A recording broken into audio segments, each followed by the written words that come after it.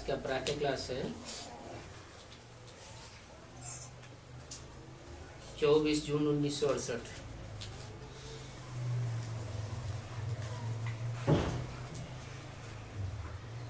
ज्ञान की भी यात्रा है।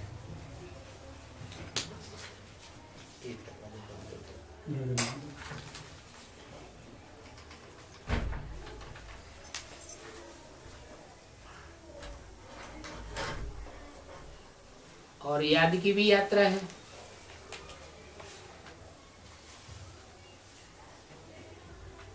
ज्ञान की यात्रा कब पूरी होती है?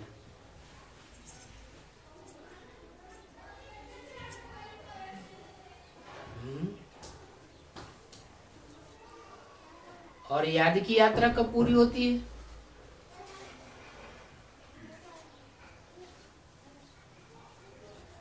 ज्ञान की यात्रा तब पूरी होती है जब हमारी आत्मा के अनेक जन्मों के पार्ट खुल जावे। हम आत्मा पार्टधारी है ना, तो रंगमंच पर स्टेज पर पार्ट बजाने वाला पार्टधारी अपने पार्ट को भूल जाए तो उसे बेवकूफ कहेंगे, ज्ञानी तो नहीं कहेंगे। ज्ञानी माने जानकार। जाननहार तब कहें जब अच्छे से अपना पार्ट याद करके प्ले करे। और हम आत्मा हैं। आत्मा अनेक जन्म लेती है, अनेक चोले बदलती है। जैसे रंगमंच पर चोले बदले जाते हैं, कपड़े बदलते हैं ना, ऐसे ही हम आत्मा 84 जन्मों में 84 चोले बदलते हैं और पार्ट बजाते हैं। कब कहाँ पार्ट बजाते रहते हैं। तो पार्ट की स्मृति हम आत्मा में आनी चाहिए ना, तो कहेंगे ज्ञान पूरा हुआ, यात्रा पूरी हुई। ऐसे याद की भी यात्रा है। जब 63 जन्मों के सारे पाप कर्म दग्ध हो जाएंगे, भस्म हो जाएंगे याद की यात्रा से, तो हमको याद करने में तकलीफ होगी। फिर आत्मिक स्थिति में स्थित होने में कोई तकलीफ होगी ना? नहीं होगी। क्यों? अभी तकलीफ इसलिए होती है कि 63 जन्मों का जो हिसाब किताब जुड़ा हुआ है वो रील में घूम रहा है।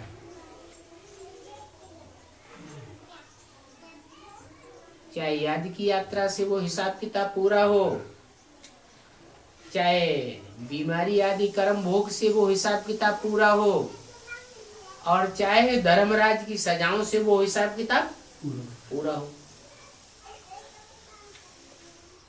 हिसाब किताब पूरा हुआ 63 जन्मों का, तो आत्मा अपनी जगह स्थिर हो जाएगी, स्मृति पक्की हो जाएगी। ये है याद की यात्रा पूरी हुई। तब हम अपने को कहाँ महसूस करेंगे? आत्मिक स्थिति में रहने वाला इस 5 तत्वों की दुनिया से परे अपने को महसूस करेगा, मूल वतन में महसूस करेगा। सदैव अव्यक्त स्टेज बनी रहेगी।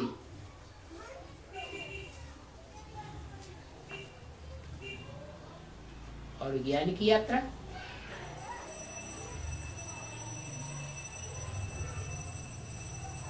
वो है वैकुंठ वतन की यात्रा।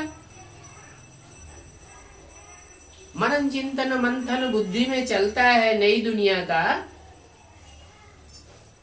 तो ज्ञान की यात्रा कहेंगे, याद की यात्रा कहेंगे? क्या कहेंगे? ज्ञान की यात्रा कहेंगे। तो गोया तुम दोनों यात्राओं पर हो।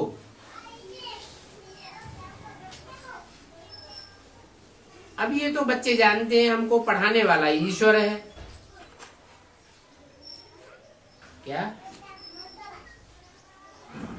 साधारण शासनकर्ता पढ़ाने वाला नहीं है। ईश्वर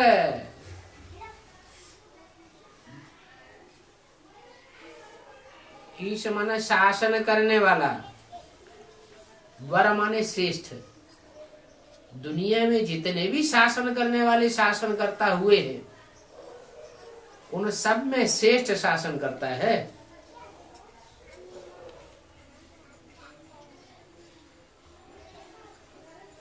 हिस्ट्री में जो शासन करता हुए हैं वो तो बहुत कड़े होते थे, सूली पर भी चढ़ा देते थे, कोई बात न माने फांसी की सजा या देश निकाला या कुछ भी कर दे। और यहाँ ईश्वर कैसा शासन करता है? 70 साल से ऊपर हो गए, वही बातें बार बार बोलते हैं, डायरेक्शन देते हैं, बच्चे ऐसा करो ऐसा करो, और बच्चे भूल जाते हैं।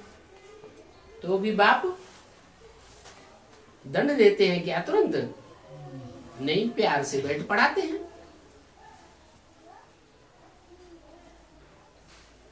तो हमको पढ़ाने वाला श्रेष्ठ ते श्रेष्ठ शासन करता है, उसको ईश्वर कहा जाता है। उस ईश्वर की तुमको अभी मत मिलती है।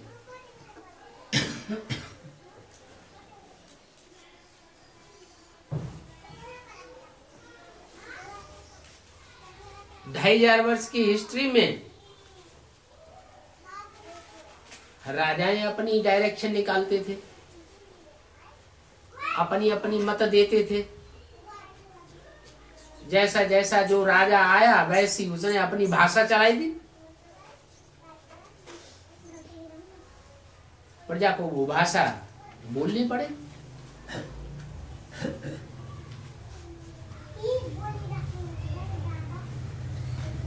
तो अभी तुमको ईश्वरीय मत मिलती है, श्रेष्ठ ते श्रेष्ठ मत है बाद में, अर्थात पीछे तुमको मिलेगी। कौन सी मत है? अरे इसी संगम युग में पीछे के हिस्से में कौन सी मत मिलेगी? अरे ईश्वर संघ 36 तक भी रहेगा क्या है? दैवी मत मिलेगी।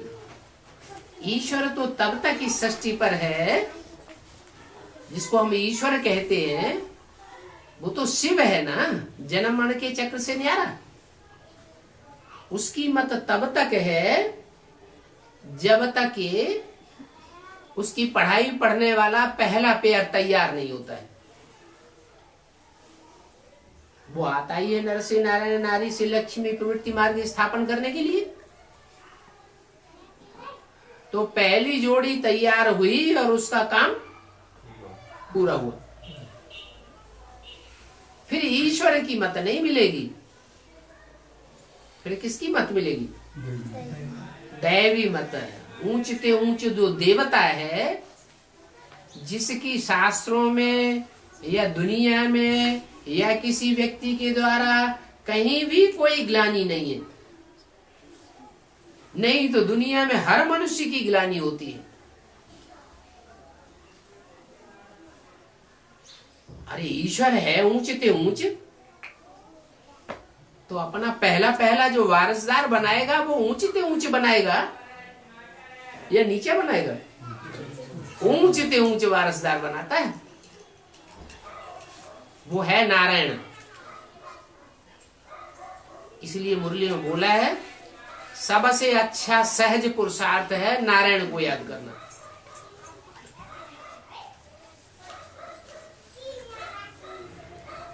क्यों?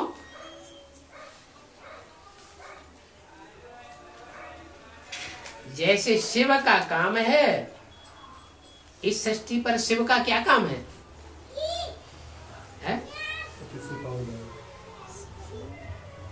उसके लिए क्या करता है?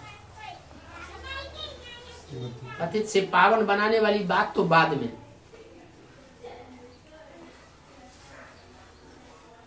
क्या शिफ्ट है उसके अंदर विशेष जो पतितों को पावन बनाए लेता है?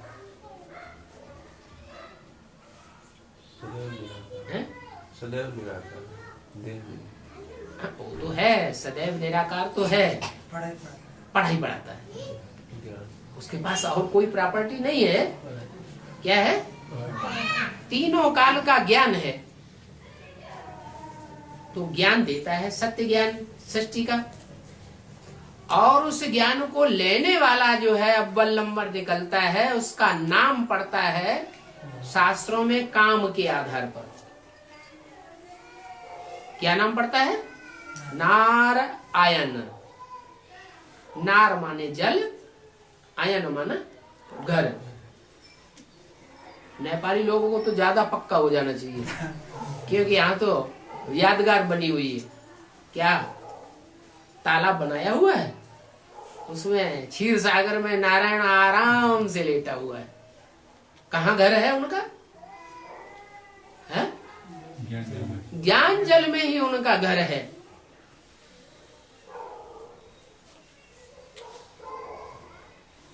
ज्ञान से होती है सदगति और याद से होती है गति। याद करेंगे तो 63 जन्मों के पाप धुल जाएंगे, तो आत्मा कहां पहुंच जाएगी? नीची स्टेज में रहेगी या ऊंची स्टेज में उड़ जाएगी? ऊंची स्टेज में परमधाम वासी हो जाएगी। वो तो हुई गति। और वो गति तो इब्राहिम, बुद्ध, क्राइस्ट, जो भी धर्म पिता है दूसरे धर्म के हैं, वो भी पाते हैं। लेकिन वो क्या नहीं पाते? सदगति नहीं पाते। हाँ, सामान्य सदगति तो उनको भी मिलती है एक जन्म की, जो सबको मिलती है। परंतु जो स्पेशल सदगति है अनेक जन्मों की आत्मा की, वो नहीं मिलती। इसका मतलब याद में तो वो भी रहते हैं, गति मिलती है, आत्मा की गतिवान आत्मा हो जाती है, परमधाम पहुंच जाती है। लेकिन जो सदगति है वो ज्ञान के आधार पर ही होती है। बिना ज्ञान के सदगति नहीं हो सकती, और गति नहीं होगी तो सदगति भी नहीं होगी। इसलिए शास्त्रों में लिख दिया हरते ज्ञान न मुक्ति। बिना ज्ञान के न मुक्ति हो सकती है, न जीवन मुक्ति हो सकती है। परमधामवासी भी आत्मा तब बनेगी जब अपने घर को पहचानेगी, अपने घर में रहने वाले बाप को पहचानेगी। तो ज्ञान तो चाहिए ना, गति के लिए भी ज्ञान चाहिए और सदगति के लिए भी ज्ञान चाहिए। तो पीछे तुमको मिलेगी दैवी मत, और अभी मिलती है ईश्वरीय मत। और दैवी मत के बाद फिर क्या मिलेगी? है?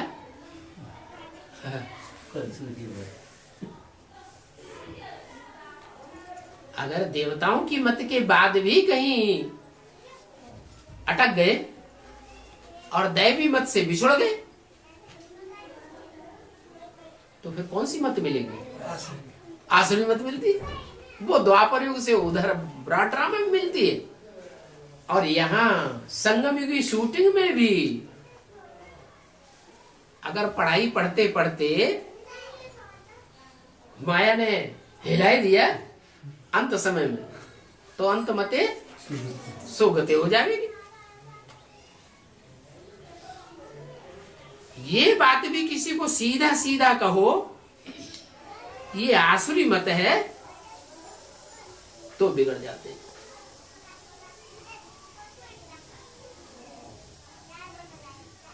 तीन मतें हो गई।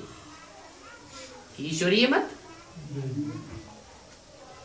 सुर मत, आसुर मत। ऊंचते ऊंच ईश्वरीय मत। फिर है इस सृष्टि पर, इस दुनिया में अगर रहना है, 5000 वर्ष की सृष्टि है ना, इस सृष्टि में अगर रहना है अच्छे से तो ऊंचते ऊंच मत है दैवी मत। और फिर है आसुरी मत। अगर वहां से गिरे, जो ऊंचते ऊंच देवता है नारायण, और वहां से अगर भ्रष्ट हुए और कोई दूसरे की मत पकड़ ली तो जो नर नारायण है उससे नीचा कौन है इस सृष्टि पर? अरे कोई है कि नहीं? अरे सतयुग का पहला नारायण नहीं है। ऊंचते ऊंचे नारायण है संगम युगी, नर से नारायण बनने वाला। उसके बाद फिर अगला नंबर पड़ता है सतयुग का नारायण। तो सतयुगी नारायण की अगर मत पर चल गए, माने कृष्ण वाली आत्मा का पल्ला पकड़ लिया और वहां तक ही रहे, तो जो बीके वालों की जो गति है वो ही गति होगी या उससे ऊंची गति होगी? है वो ही गति। फिर बीके वालों में भी जो अव्वल ब्रह्मा को फॉलो करने वाले हैं और किसी को मानने वाले नहीं है, क्योंकि मुरली में तो बोला है कि कर्मों में ब्रह्मा को फॉलो करना है और डायरेक्शन बाप का मानना है। तो मूल बात क्या हुई? कोई डायरेक्शन बाप का माने, हाँ बात तो सही है, बाबा की बात सही है, माने, जाने भी, समझे भी, दूसरों को समझाए भी, लेकिन फिर प्रैक्टिकल जीवन में चले नहीं। तो नहीं चला तो रिजल्ट क्या होगा? है? फेल होने वालों की लिस्ट में चला जाएगा या पास होने कहा जाएगा? है? फेल होने वालों की लिस्ट में चला जाएगा। रुद्रमाला पहले तैयार होती है शिव की माला। क्या? शिव बाप के बच्चों की माला है, लेकिन प्रैक्टिकल जीवन में फेल है। धारणा में या पास है? फेल है। क्यों फेल है? फेल क्यों है? क्योंकि जो प्योरिटी की फर्स्ट धारणा है, वो प्योरिटी की फर्स्ट धारणा जो बाबा के बच्चे हैं राजा बनने वाले। बाबा की प्रॉपर्टी क्या है? जन्म जन्मांतर की राजाई। दूसरे धर्म पिताएं तो राजा नहीं बनाते हैं, लेकिन बाप आकर राजाई की पढ़ाई पढ़ाते हैं और राजा बनाते भी हैं। राजघराने में जन्म भी मिलता है, जैसा पुरुषार्थ करे नंबरवार पुरुषार्थ अनुसार। तो जन्म तो मिला, राजा तो बने, लेकिन अंजाम अंत में राजाओं का क्या होता है? कलयुग में आकर क्या होता है? यूनिटी में रहते हैं या डिसयूनिटी हो जाती है। क्यों?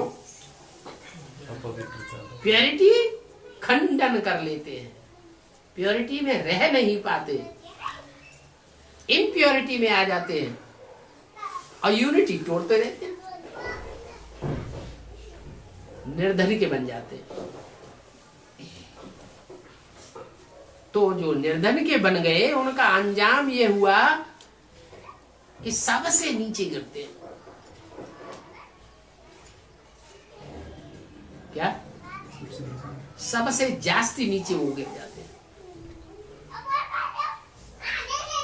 तो ईश्वरीय ज्ञान तो लिया, लेकिन प्रैक्टिकल जीवन में धारण नहीं की। हाँ, इतना है कि ईश्वर के बच्चे बनते हैं तो उनको घाटा नहीं होगा। क्यों? इसलिए घाटा नहीं होगा कि ईश्वर जो आकर के प्रवृत्ति मार्ग की स्थापना करके जाता है, और जो धर्म पिताएं हैं वो सब निवृत्ति मार्ग वाले हैं। क्या प्रवृत्ति मार्ग वाले नहीं है?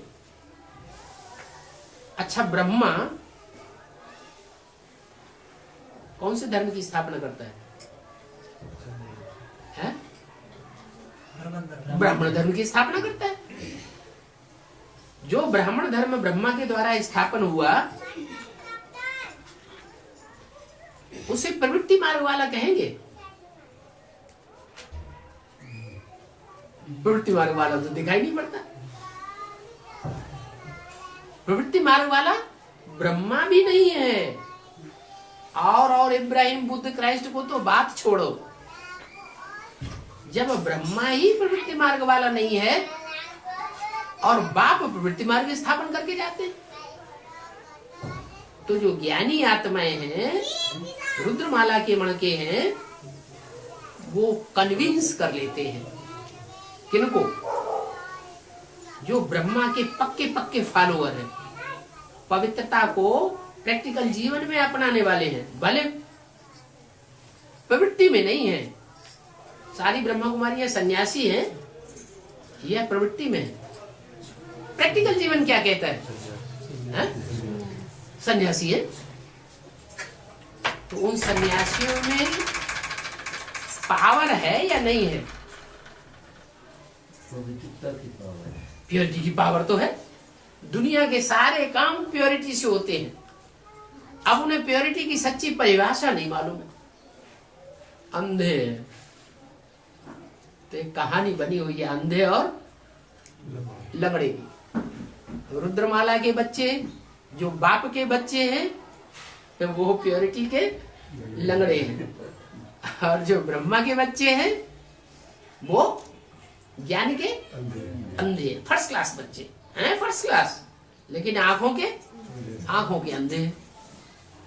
तो दोनों का मेल कराए देते हैं। शिव बाबा की युक्ति क्या है?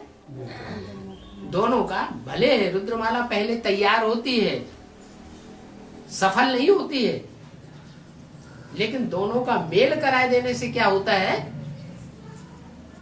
कि लंगड़ा जो है वो अंधे का सहयोग ले लेता है, अंधा लंगड़े का सहयोग ले लेता है।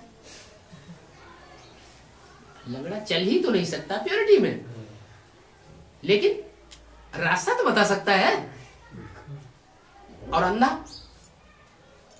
अंधा देख ही तो नहीं सकता, लेकिन सारा वजन जो लंगड़ा है उसका उठा तो सकता है। तो सारा वजन वो ब्रह्मा को फॉलो करने वाले जो फर्स्ट क्लास है, विजयमाला के मणके, ऐसे तो ब्रह्मा को फॉलो करने वाले इस्लामी बौद्धिक क्रिश्चियन भी हैं, बीके में बहुत भरे पड़े हैं, लेकिन वो फर्स्ट क्लास फॉलोअर ब्रह्मा के नहीं है। तो जो फर्स्ट क्लास फॉलोअर है विजयमाला, वो आधार ले लेती है किसका?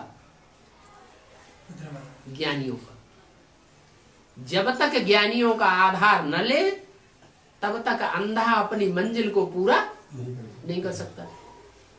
और लंगड़े भी जब तक उन अंधों को सपोर्ट न करें तब तक वो विषय वैतरणी नदी पार नहीं कर सकते। तो ये ड्रामा में नूद है कि दोनों का मेल कराते हैं बाबा और काम सफल हो जाता है। हाँ, इतना अंतर जरूर पड़ता है कि जो ज्ञानी तू आत्मा है वो मुझे विशेष प्रिय है। ये नहीं कहा पवित्र आत्मा मुझे विशेष प्रिय है। क्या प्योरिटी की तो बड़ी महिमा है। प्योरिटी के बगैर दुनिया में कोई काम होता ही नहीं। अभी भी जो दुनिया चल रही है वो किस बात के आधार पर चल रही है? अभी भी कहीं न कहीं प्योरिटी है तो दुनिया चल रही है। अच्छा चलो दुनिया की बात छोड़ो, ब्राह्मणों का बेसिक संगठन कैसे चल रहा है?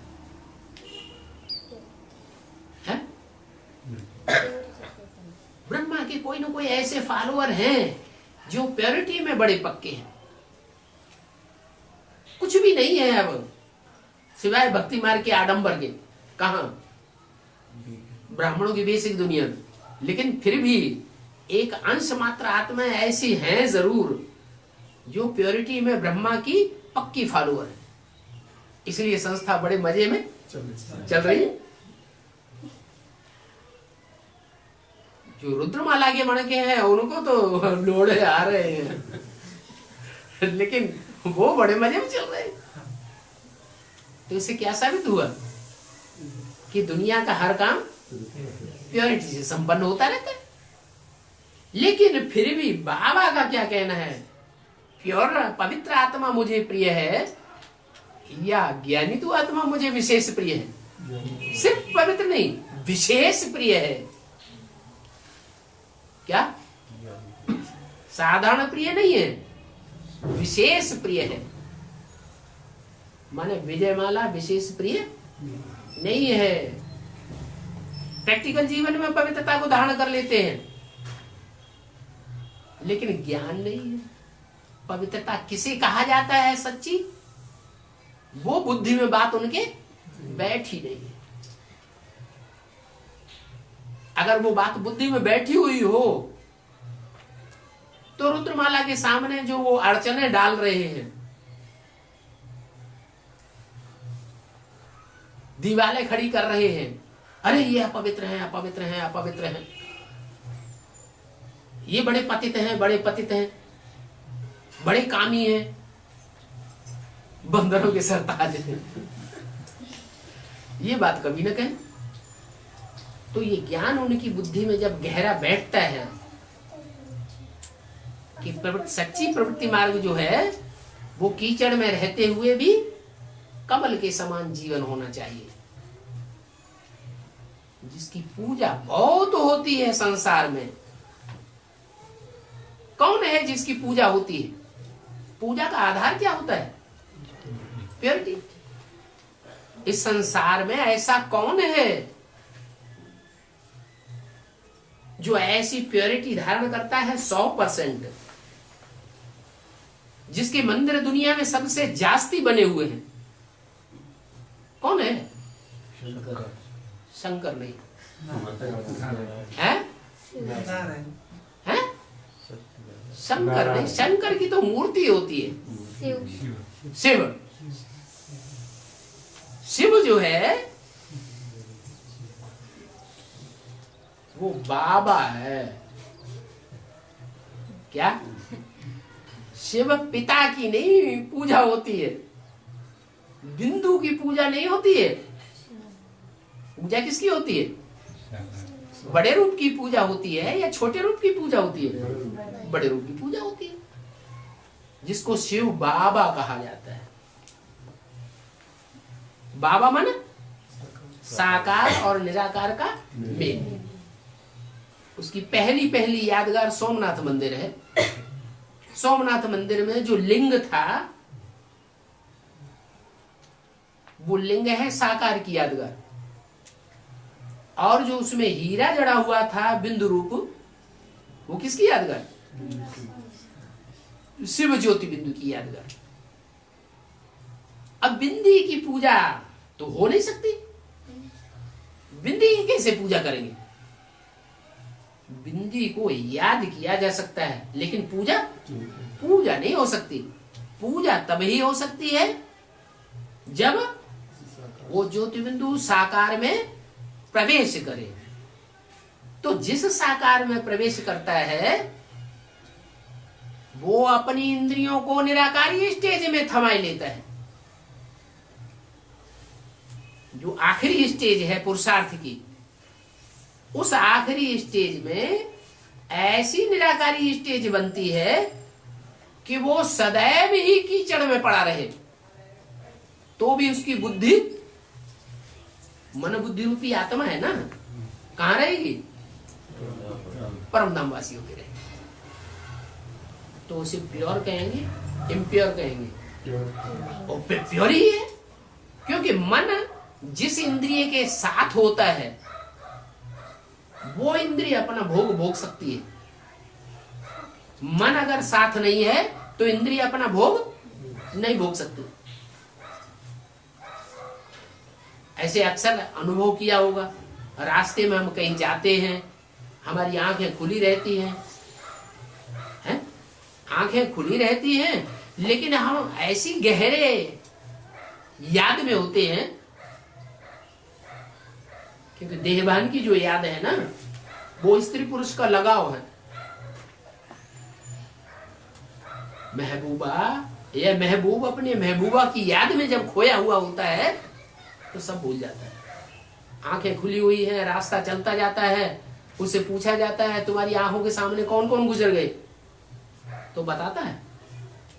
नहीं बता पाता। क्यों नहीं बता पाता?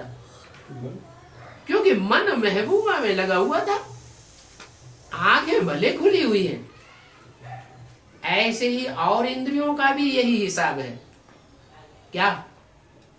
वो चाहे ज्ञान इंद्रियां हो और चाहे कर्म इंद्रियां हो। अगर कर्म इंद्रियां या ज्ञान इंद्रियां उनके साथ मन साथ नहीं दे रहा है तो वो अपना भोग भोग ही नहीं सकती। ये मन इसलिए 11वें इंद्रिय माना जाता है। आंखों से दिखाई नहीं पड़ता, इतनी सूक्ष्म इंद्रिय है, वाइब्रेशन बनाने वाली इंद्रिय तो है, और दुनिया जो पलटती है वो वाइब्रेशन से पलटती है या कर्मेंद्रियों से पलटती है। जो सतयुग का नारायण होगा वो वाइब्रेशन को पलटने वाला नहीं होगा। क्या? उसके द्वारा जो सृष्टि चलेगी, लक्ष्मी वो राधा कृष्ण का जो जन्म होगा वो वाइब्रेशन से होगा या दृष्टि से होगा? सतयुग का पहला नारायण, उसमें कौन सी ताकत होगी जो राधा कृष्ण का जन्म देगा? नहीं, वाइब्रेशन की ताकत होती तो लक्ष्मी नारायण के चित्र में नीचे देखो, राधा कृष्ण एक दूसरे को देख रहे हैं या सामने है उनकी नजर? दृष्टि से देख रहे हैं। अगर नहीं देखे तो सृष्टि पैदा नहीं कर सकते। यानी जो दृष्टि है, जो वाइब्रेशन बनाने वाली चीज है दृष्टि, वो भी उनकी संपूर्ण नहीं है। आंखों से अंधा आदमी हो जाए तो देख सकेगा? नहीं देख सकेगा। आंखों का सुख नहीं ले सकता।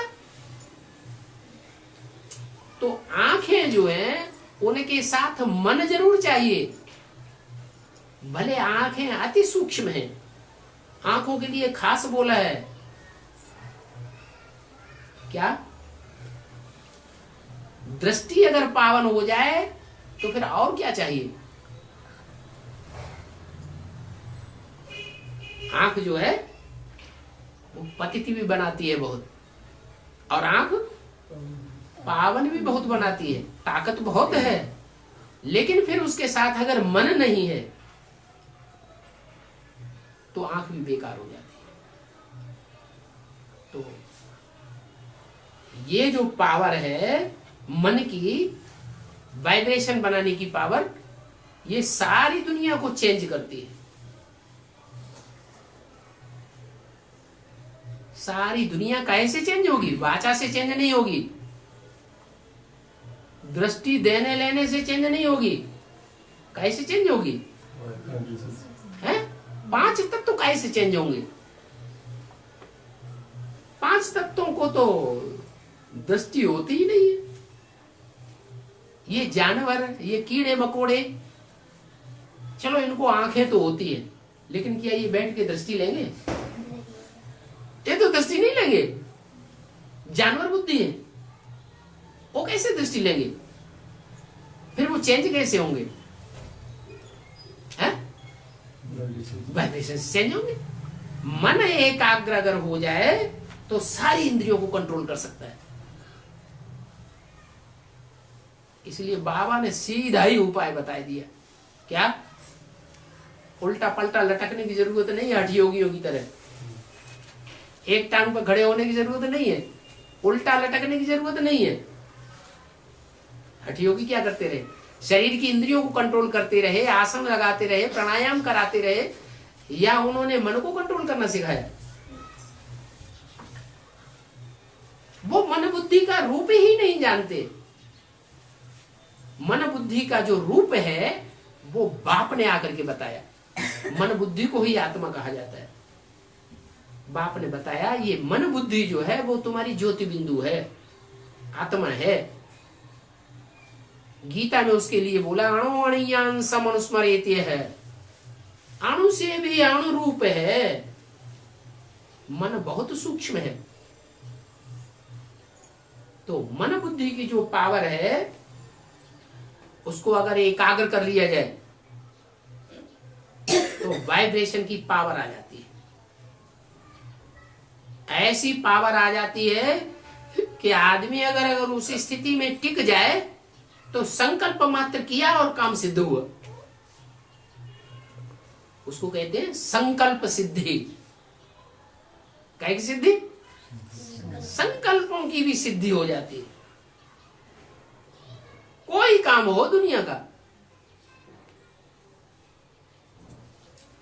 फट से होगा, लेकिन किसके द्वारा होगा? उसी के द्वारा होगा जिसने अपनी काम इंद्रियों को पूरा कंट्रोल कर लिया हो। नहीं तो काम इंद्रिय का स्वभाव क्या है? खास करके पुरुषों की काम इंद्रिय तो कंट्रोल होती ही नहीं। पुरुषों के लिए बाबा ने क्या बोल दिया? सारे पुरुष दुर्योधन दुशासन है। क्यों? क्यों दुर्योधन है? क्यों दुष्ट युद्ध करने वाले? क्यों दुशासन, दुष्ट शासन करने वाले? प्यार का शासन नहीं कर सकते? प्यार से किसी को बस में नहीं कर सकते? नहीं कर सकते। काम जीते जगत जीत कहा जाता है। ये काम की जो इंद्रिय है मनुष्यों के अंदर, देवताओं में नहीं होती है। किसमें होती है? मनुष्य में होती है। ये काम इंद्रिय को अगर जीत लिया तो समझो सारे संसार को जीत लिया।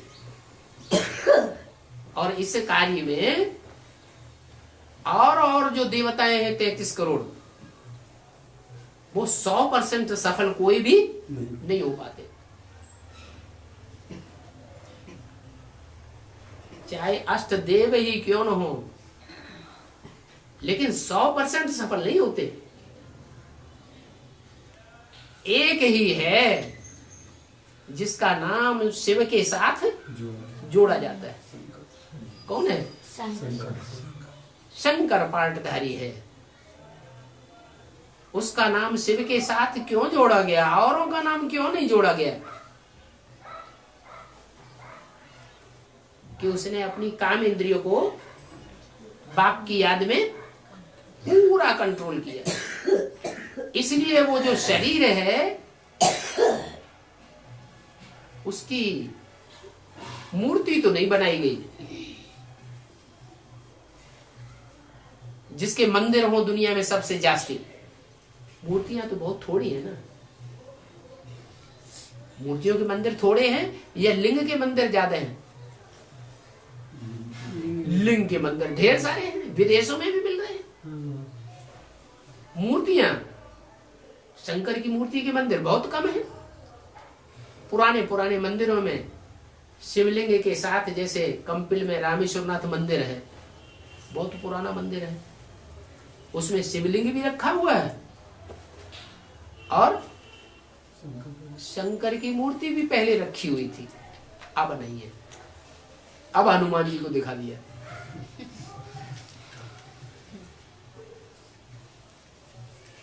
तो पहले जो प्राचीन मंदिर थे उनमें शिव के साथ शंकर की मूर्ति भी रखी जाती थी। अभी भी कहीं कहीं ऐसे मंदिर हैं। इससे क्या साबित होता है कि शिव की जो स्टेज है, प्रैक्टिकल स्टेज, वो संपन्न पुरुषार्थ की स्टेज है। और शंकर जो याद में बैठा हुआ है, वो संपन्न पुरुषार्थ की स्टेज है या अधूरे पुरुषार्थ की स्टेज है? अरे याद में क्यों बैठा हुआ है? याद में बैठा हुआ है, इसका मतलब है अपने से ऊंचे को याद कर रहा है। उससे भी ऊंचा कोई है। बाप समान तो नहीं बना। कौन?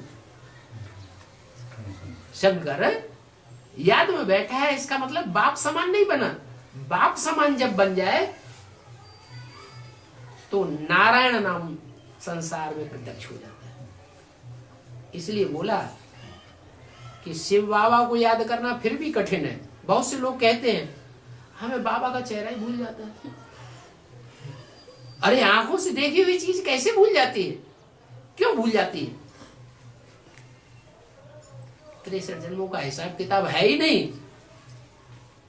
63 जन्मों में जो आत्माएं ज्यादा संसर्ग संपर्क में आई होंगी, संबंध में आई होंगी, उनको ज्यादा याद रहेगा, या जो संपर्क संबंध में आई नहीं होंगी उनको ज्यादा याद रहेगा? है? जो ज्यादा संपर्क संबंध में आई है, संबंध में आई है, तो उनको जरूर याद रहेगा।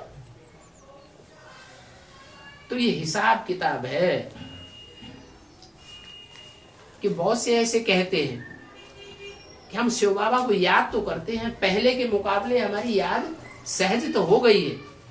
ब्रह्मा कुमारी आश्रम में जब चलते थे तो बिंदु को याद करना बताते थे, वो तो कठिन लगता था, ज्यादा टिक ही नहीं पाते थे। अभी टिकते तो हैं, लेकिन बाबा का साकार चेहरा याद नहीं रहता। तो उसका मूल कारण ये हुआ पूर्व जन्मों का हिसाब किताब। अब जिनको जास्ती याद रहता है, इससे क्या हिसाब किताब साबित रहता है, होता है कि पूर्व जन्म का हिसाब किताब उनका अच्छा है, खराब नहीं है।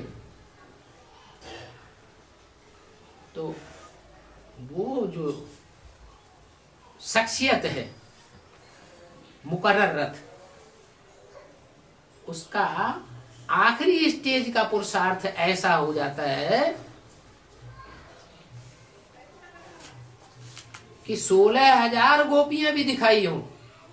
शास्त्रों में तो कृष्ण का नाम डाल दिया, और कृष्ण की तो बात है ही नहीं कि कृष्ण को 16,000 रानियां थी। ये तो वास्तव में शिव के पार्ट की बात है कि वो कीचड़ में ही पड़ा रहे तो भी मन बुद्धि से उपराम स्टेज में रहता है, इसलिए पूजा होती है।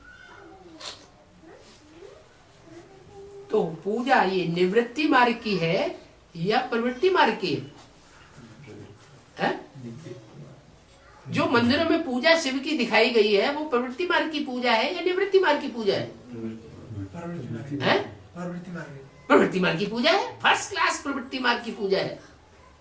ये प्रवृत्ति मार्ग का जो लक्ष्य है ऊंचे से ऊंचा, वो आकर के शिव बाबा ने दिया है और शिव बाबा ने ही समझाया है। न ऐसा लक्ष्य कोई दे सकता है और न कोई समझा सकता है। इसलिए शास्त्रों में कथाएं प्रसिद्ध हैं। क्या? काम दहन। क्या किया? काम को भस्म कर दिया। जो कामेंद्रिय की रचना है वो ही भस्म कर दे। तो क्या काम का अर्थ होता है इच्छा। क्या इच्छा देवताओं की खत्म हो गई? देवता कोई इच्छा नहीं करते थे? करते तो थे, लेकिन जो साकार रूप में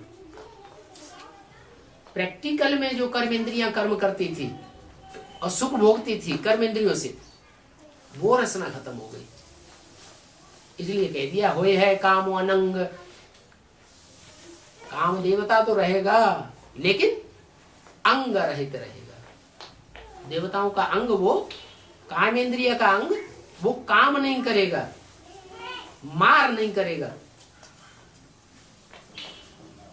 मनुष्यों से और देवताओं से यही खास अंतर होता है। मनुष्यों का काम इंद्रिय का अंग मार करता है, अगर संसर्ग संपर्क में आएगा तो छोड़ेगा नहीं।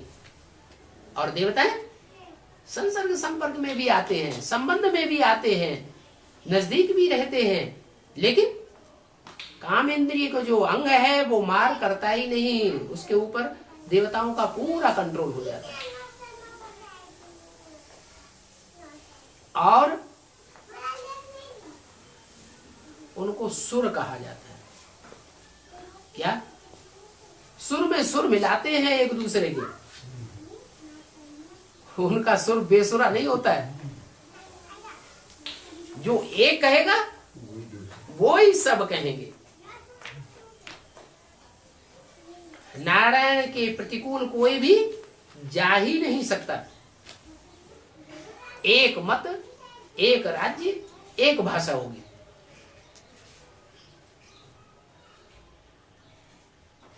तो बताया कि श्रेष्ठ ते श्रेष्ठ है मत ईश्वर की। और वो ईश्वर जो है वो भी साकार में आके मत देता है या बिंदी बन के मत देता है? साकार में आके मत देता है। भले साकार का पुरुषार्थ पूरा हुआ हो या न हुआ हो, तो भी मत देता है। लेकिन जो दैवीय मत है श्रेष्ठ ते श्रेष्ठ, उसमें शिव नहीं होता, ईश्वर गॉड फादर नहीं होता। तो सबसे पीछे की मत है आसुरी मत। परंतु किसी को अगर ये कहेंगे तुम्हारी आसुरी मत है, तो बिगड़ जाएंगे। देवता तो कोई बना ही नहीं है जो कहे दैवी मत। और पांडवों को तो गुप्त ही चलना है। क्या कि प्रत्यक्ष हो जाए तो भी चलेगा?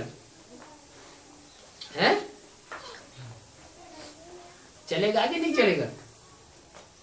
चलेगा तो, लेकिन थोड़ा कठिन हो जाएगा। अगर गुप्त चलते रहेंगे तो सहज रहेगा। जितना ज्यादा अपने को प्रत्यक्ष करेंगे, मान मर्तबा में आकर के कोई प्रत्यक्ष कर देते हैं ना, उतना कठिनाई बढ़ती चली जाएगी। तो अंत तक पांडवों को तो गुप्त ही पार्ट बजाना है, नहीं तो बिगड़ पड़ेंगे। जो पांडव हैं वो सीधा सीधा किसी को ना कहें कि हम पांडव हैं तुम कौरव हो। हम डायरेक्ट पंडे के बच्चे हैं। हमको पंडा बाप मिला है, सही रास्ता बताने वाला, सही ठिकाने पर जो ऊंचे ऊंचे तीर्थ स्थान है उस स्थान पर ले जाने वाला हमको पंडा बाप हमें मिला हुआ है, तुमको नहीं मिला हुआ है। तुम कौरव हो, हम पांडव हो। अरे तुम पांडव बने रहो, लेकिन मुख से बोलने की, प्रत्यक्ष करने की दरकार क्या है? गुप्त रखेंगे तो नहीं चलेगा, और अच्छा चलेगा। तो किसी को बिगड़ने का मौका हम क्यों दें? ऐसा तो कोई नहीं चाहता कि हमारा कौरवों का और यादवों का पार्ट हो, हमारा असुरों का पार्ट हो। कोई चाहता है? सब चाहते हैं कि हम भी देवता बने, स्वर्ग में जाएं। स्वर्ग के नाम से ही, पैराडाइज के नाम से ही लार टपकती है।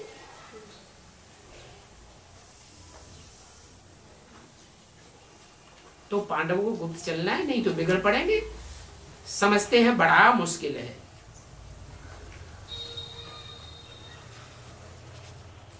तो बाबा कहते हैं कोशिश करके पहले पहले बात बतानी चाहिए बाप की समझाने की। क्या अपने को प्रत्यक्ष नहीं करना चाहिए कि हम पांडव हैं, हम गॉड फादर के बच्चे हैं डायरेक्ट? क्या कहना चाहिए? पहले बाप का परिचय दो। बाप का परिचय जब देंगे तो शख्सियत बतानी पड़ेगी या नहीं बतानी पड़ेगी? पर्सनालिटी बतानी पड़ेगी ना। पर्सनालिटी को सिद्ध करना पड़ेगा कि वो पर्सनालिटी कौन है जिसको हिंदू, मुसलमान, सिख, ईसाई सब आदम एडम के रूप में मानते हैं। सृष्टि का पहला पुरुष सब मानते हैं। ये साबित करना है कि ये सृष्टि का पहला पुरुष है। 5000 वर्ष पहले भी ये प्रत्यक्ष हुआ था। भगवान गॉड फादर ने ही आकर के उसको प्रत्यक्ष किया था, और अभी भी भगवान आकर के उसकी पहचान हमको दे रहा है। अगर ये बात तुमने समझा ली तो फिर सर्वव्यापी की बात उड़ जाएगी। सारी दुनिया इसी बात में भूली हुई है। किस बात में? समझते हैं भगवान सर्वव्यापी है, कहीं नहीं मिला दुनिया में, तो क्या कहने लगे? हर जगह मौजूद है, जर्रे जर्रे में है। बाप की समझाने से तो मनुष्यों की बुद्धि खुल जानी चाहिए। क्या बाप ने आकर के पहली पहली बात क्या समझाई? बाप, शिव बाप, बिंदु बिंदु आत्माओं का बाप, उसने आकर के पहली पहली बात क्या सिद्ध कर दी?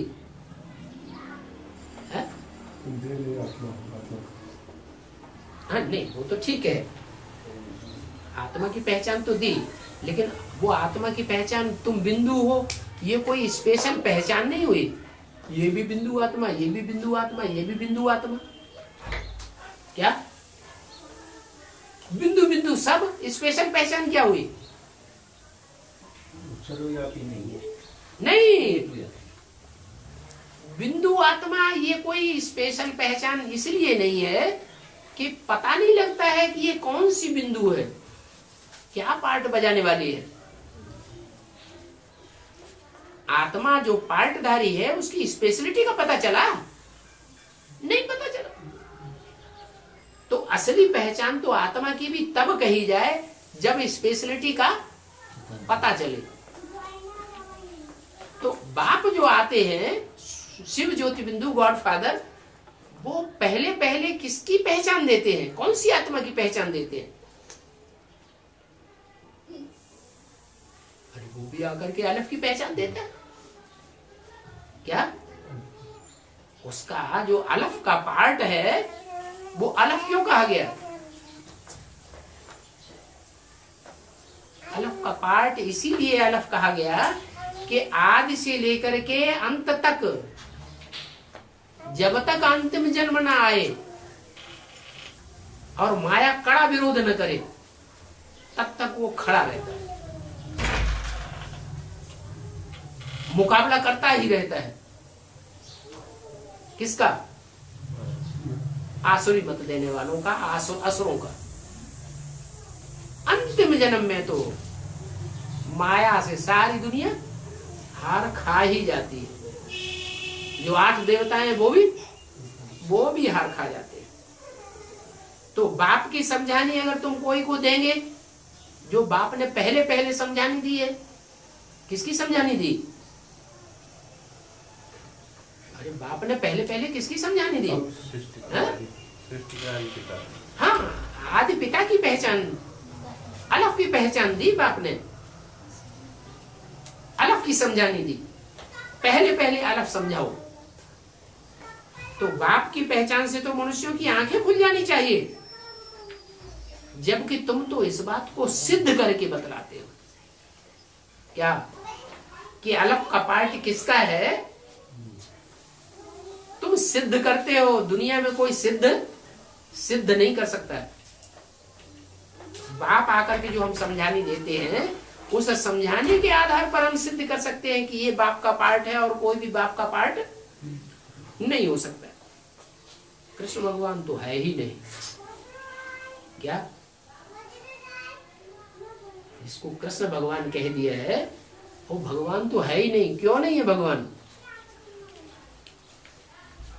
है? कोई कारण होगा कि कृष्ण भगवान नहीं है?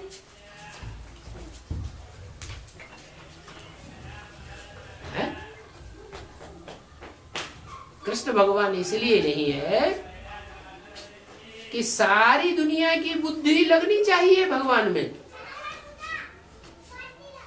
तो क्या सारी दुनिया कृष्ण को याद करती है? क्रिश्चियन मुसलमान कृष्ण को याद करते हैं क्या? नहीं करते। लेकिन सारी दुनिया जो है वो अंत समय में, जो भक्ति मार्ग में भी भारतवर्ष में गायन चल रहा है, जब मरते हैं तो अंत समय क्या कहते हैं? राम नाम सत्य। मुसलमान लोग भी राम अल्लाह को मानेंगे, राम जान को।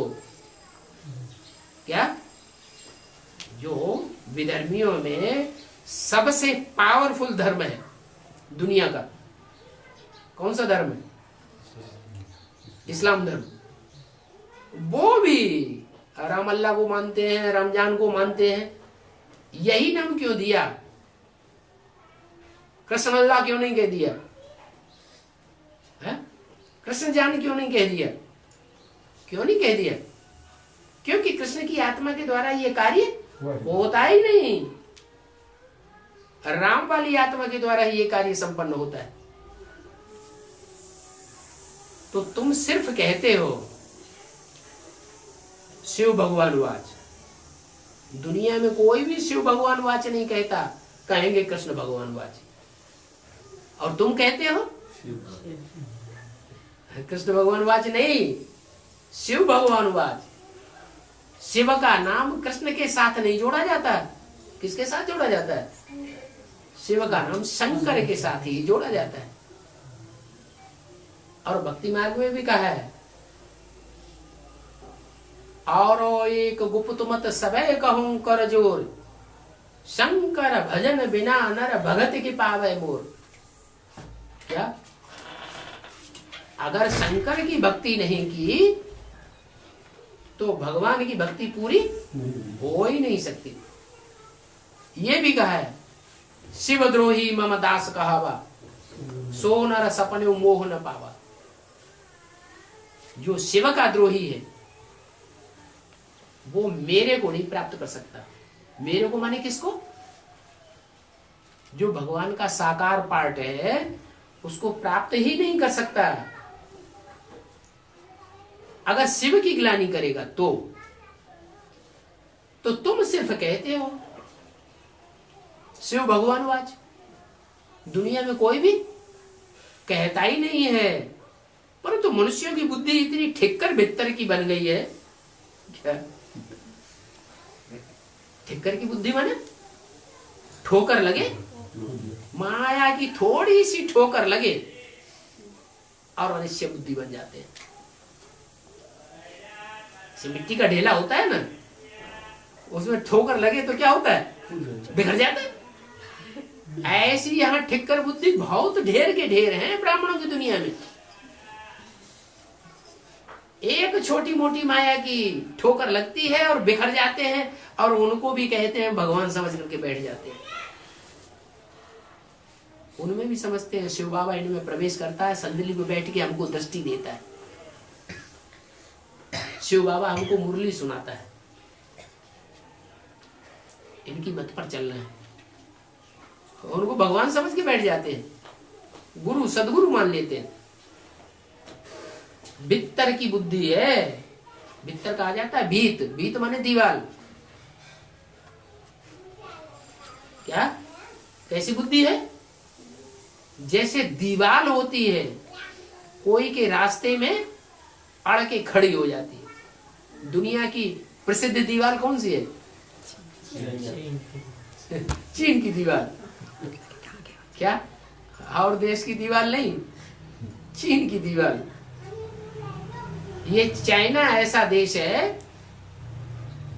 कि अभी तक तो क्रिश्चियंस ने जीत पा ली होती सारी दुनिया के ऊपर, लेकिन दीवार बन के खड़ी हो गई। माया भी ऐसी ही। कैसी?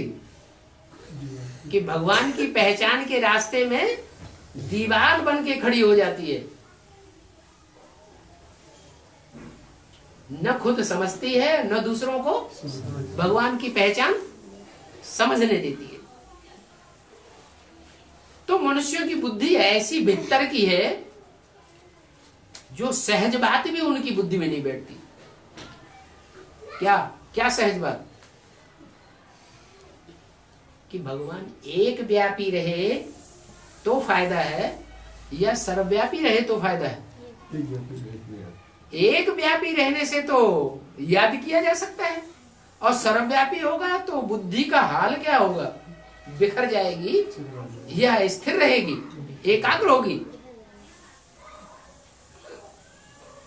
सोचना चाहिए हमारा प्यार किससे है।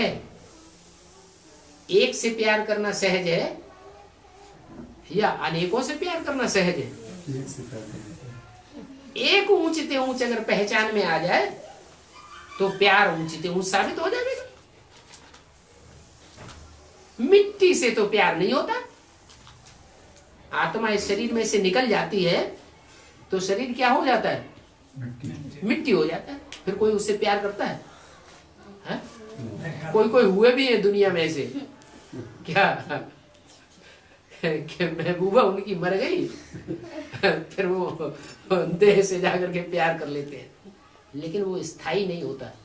क्या आखिर बुद्धि में बैठना ही है कि ये तो मिट्टी है, ये कोई चैतन्य नहीं है, ये सुख देने वाला नहीं है, इससे तो दुख ही मिलेगा। महीने 2 महीने में तो उसमें सड़ान इतनी ज्यादा बढ़ जाएगी, कीड़े बढ़ जाएंगे, भाग जाएगा। तो मिट्टी से प्यार नहीं होता है। प्यार किससे होता है? आत्मा से प्यार होता है। आत्माओं में भी जानवरों, कीड़े मकोड़ों से थोड़े ही कोई प्यार करता है। करेगा भी तो स्थायी नहीं रहेगा। किससे प्यार करता है? मनुष्य मनुष्यों से प्यार करता है। मनुष्यों से जो प्यार करता है उसमें भी एंटी सेक्स चाहिए। जो एंटी सेक्स है वो शरीर का परिवर्तन होता है, आकर्षित करता है। स्त्री चोला पुरुष को आकर्षित करता है, पुरुष चोला स्त्री को आकर्षित करता है। तो आत्मा से प्यार है या मिट्टी से प्यार है? आत्मा से प्यार होता है। अच्छा, ओम शांति।